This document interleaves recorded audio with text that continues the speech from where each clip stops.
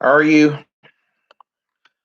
Well, before I go to bed, um, I thought I might do a quick commentary on politics here in the United States versus politics in the UK, touching it, lightly. As you know, the Britain had a recent election, and the Conservatives have a supermajority. Not going to go as to why they did in great detail, but it wasn't a defeat of capitalism over socialism. It was Brexit, Brexit, Brexit, Brexit. That was the underlying issue of the British election. They have a new leader of the party, the Labour Party, Keir Starmer. I'll probably go into that later on. But let me talk about the Democrats for a moment. As you know, Joe Biden is the presumptive nominee at this point, um, unless something happens.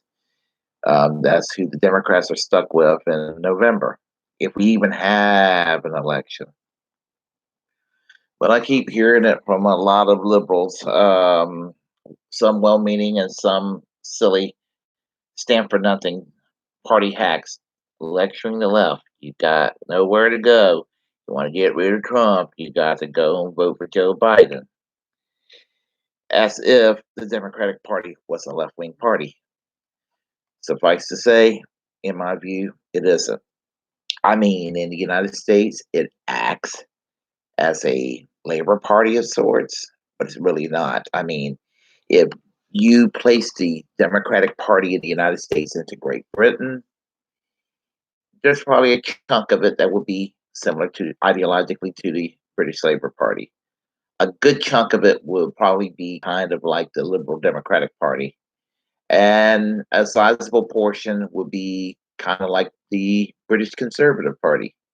But the sad thing about it is that I would say that the centrists and conservatives within the Democratic Party, in some ways, might actually be to the right of the Conservative Party, in the sense that while Hillary Clinton's head of the National Healthcare Task Force in 1993-94 presented a shitty healthcare plan, and a shittier healthcare plan was passed by Obama later on, that was drafted initially by the Heritage Foundation, which was known as Romney Care initially.